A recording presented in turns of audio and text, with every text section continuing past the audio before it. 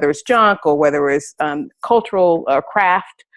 Those kinds of things are important because you then can tie that into what young people are coming from their communities, and then find a way to sort of link what we think of in terms of maker and maker education to what they are familiar with.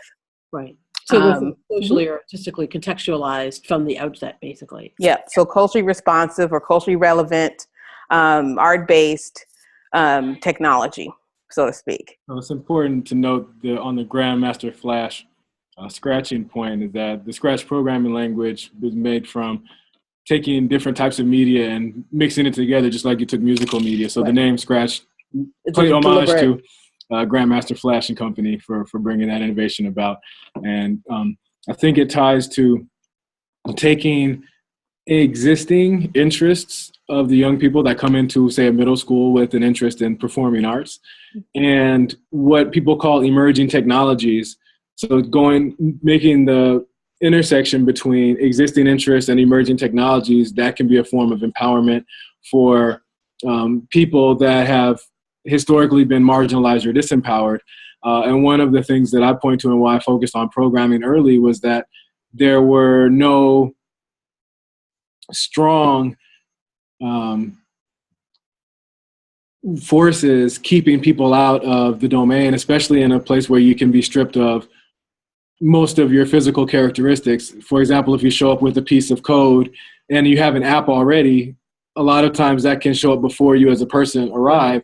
And then you've got something in the world and you weren't separated or kept out of a particular area based on the way that you look. So if you can have an app in your hand or have a piece of code out in the world and contributed to one of these projects, then you show up later and you're already a member of the community. And so it's more, you've already been accepted without having your appearance, and that's been an enabler. So the emerging technology of computing and connecting across wires without having to be in person allowed for the creation of things from a wide variety of people. And the number of problems that can be solved with computing in particular, as you can see, the growth of computing taking on so many different fields, computational biology, computational art, is being a part of so many new areas. There needs to be all hands on deck. So that mirrors an older trend in computing when Ada Lovelace and company were thinking about early programs, and when at times where men were away at war and women played an important role in the computing landscape, that's been largely forgotten. However, when you need all hands on deck, there are huge doors and opportunities for people to come in and learn about a field and be pioneers in it. Right. And so I think that with so many branches of computing now, there's a lot of opportunities for anybody to come in, especially if you aren't turned away based on how you look initially. So that's why I like to leverage the emerging technologies of computing and hopefully tie them to existing arts to bring people into the door. And then once they're in the door, there's a place at the table for everyone, at least right now at this moment, because that's not the case in all fields that young people, especially people of color, go into. Right. And I think, and that actually sort of leads to the question, which is that I look at things like, who participates in open source software projects, or, who goes into these things. And so part of the piece for me is, if we see gender disparities or disparities by demographics of who participates, is how do we design experiences that are actually welcoming to people from different backgrounds? Because that's what I fear. It's like, yes, like once you're in the door, you have this pathway, this world of pathways open to you, but it's pretty clear that there's issues in terms of getting in the door and in terms of issues of getting out. So I think, open source software is a good example, right? That, one thing is, it's like, yes, in principle, anyone in the world can participate. And in the reality, it's predominantly men, and it's very many white men. And so it's like, who has the background, who has the time, but also what are the cultural norms of the community that keep people out? And that's one of the things I worry about. It's one of the things I'm sort of super conscious of when I think about makerspaces. I had discussions with people who are kind of like, if we build it, they will come for makerspaces. And I certainly have, the data that I have around engineering students and sort of environments and spaces is how there's really no such thing as a neutral space, right? There's things that are welcoming.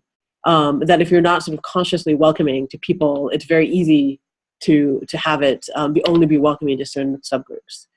And so that's why I think this is really interesting. But thinking about how to generalize that. Well, one of the things that the term I came up with in thinking about how, groups that are historically marginalized from science and technology or engineering was techno-vernacular creativity, or the production that kind of gets at what Amiri Baraka wrote about in 1971, which gets to the question about the humanity part, because he began to articulate, him and other scholars after him, the cultural nexus between art, Western technology, and its impact on African cultural practices. And Baraka kind of called for people of African descent to rethink their relationships with technology and to take action to make technology more representative of their culture. He argued that through Black technological utterances rooted within Black cultures, communities, and existences, through that technology would be more responsive to the realities of Black life in Western societies. So that was 1971. When he put this essay out. So that's a long time ago. So he was kind of putting forth what we are now talking about today. Right. And then other scholars and researchers and practitioners have read that or, referenced that. And I think it's important to make a note of that this is something that people have been talking about as it relates to these groups that we say are marginalized or not part of discourse around this type of work. And so I wanted to create a taxonomy to look at how we could actually talk about what kinds of things are happening when people are engaging with technology that is not part of the discourse. Right. So how can we assess it, for example, in learning? Or what is the learning? Something's going on there. Okay. So just taking a look at how we can figure out how people are doing what they're doing. I don't know. It's getting audio. Getting an audio thing going on.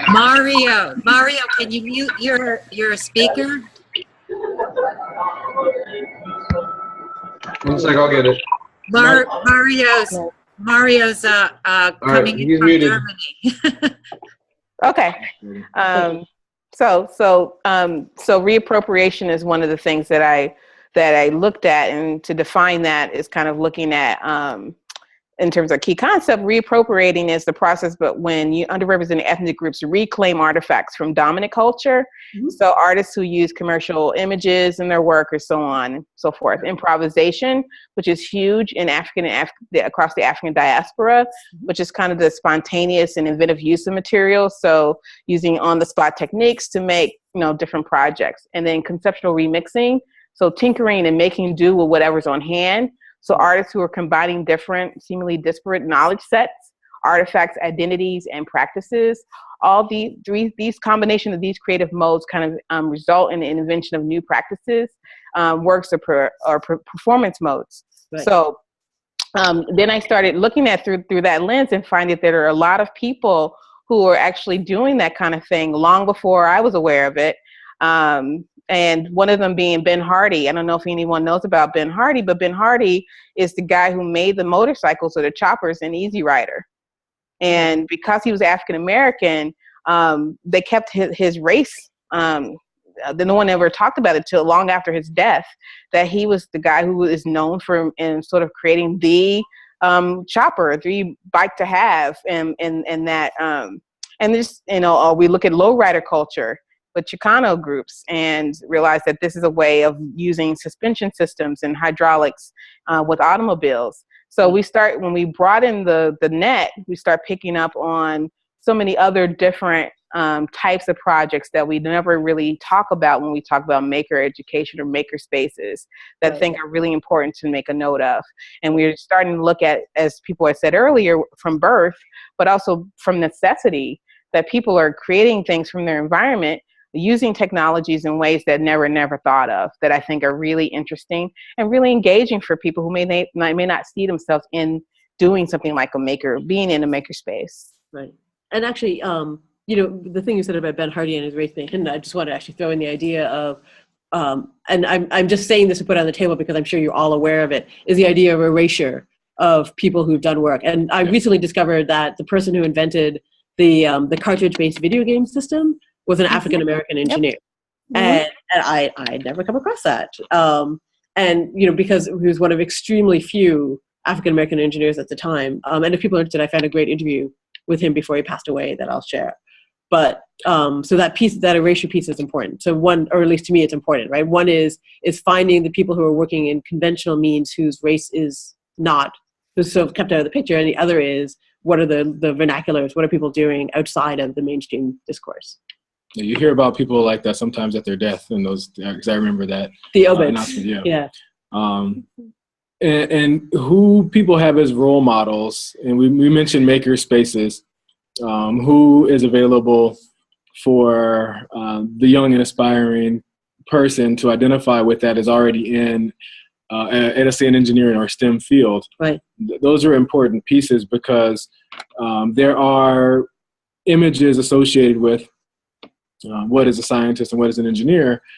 And as Nettrice brings up, people are engaging in the types of activities that are great fuel for becoming a practicing engineer or scientist, such as improvisation and things that are at the core, but they're not necessarily talked about in the light of this will prepare you for being a great engineer. And they're not, so the connections that can be made from hip hop to electrical engineering, for example, and having people that have crossed that bridge before and have the connections, there's a hard time motivating young people to take that path, or by seeing people that are out of their neighborhood have walked that path before. And it's especially difficult if people have been erased. Right. And I believe that some of the efforts in what we can do about this in makerspaces that Susan is intimately familiar with here in Boston at the South End Technology Center is finding the teens that younger people are looking up to, as opposed to having the practitioners that are out in different fields and may have left a particular neighborhood to go work at the IBMs, right, and the Mark Deans that are out there getting patents for personal computers and such. They may not be in the neighborhoods from which they came, but right, you can also focus on the teenagers and get them involved because there's young people that are always looking up to them. So then you get the 12-year-olds and the 11-year-olds engaged as well. So the spaces that, again, capitalize on the young people are already mostly makers, and we just take that away over time, right, to a education system that may not celebrate it. Then I think that we have a lot of a means of doing something about this if we focus on creating makerspaces that are open for more teens and the younger people behind them, and that will provide some of the missing mentors because of it wasn't always celebrated if your inventions didn't come along with your race a lot of times. But we have more visibility using technologies, and teens have YouTube channels, and there's everybody can be a celebrity at this point. So you get to announce and broadcast your accomplishments and capabilities, and people get to see what you look like and where you came from along the way. And there's not a limited channel in terms of we only get the Mark Zuckerbergs put in front of us in terms of popular media. Right. Now everybody's in front of everyone. That's right, a different dynamic that we can use. On the issue of vernacular specifically, one of the question that came to me during my studies, probably during the exam process, oral presentation, question from a faculty member was, we talk about maker education. Some of these technologies are pulling together existing technologies, but what happens when you build a platform or a system from a non-Western, in terms of, and it has that, putting kind of that forward was something that was really challenging for me to think about. So we're building on something that we talk about in the West, but what happens if you build it on a system that is African? What happens there? So then I started saying, well, then I kind of have to broaden the way I see technology, because right now everything I see is sort of Western based. Right. Then I have to look at something that it may not be seen by the West as a technology, but acts as and is by definition a technology or a way or system by which people create interaction in the real world, whether that's both analog or digital or both. And then, and I thought that was important to then engage people who are interested in technology from that point of view, because then that is not as a bridge, not so much as a carrot to getting into more traditional fields, but as a way to get them engaging in new ways with technology that may be more innovative. And that's an ongoing process. It's not something that was just within the box of working on a PhD, but it's now part of a conversation, an ongoing series of conversations with artists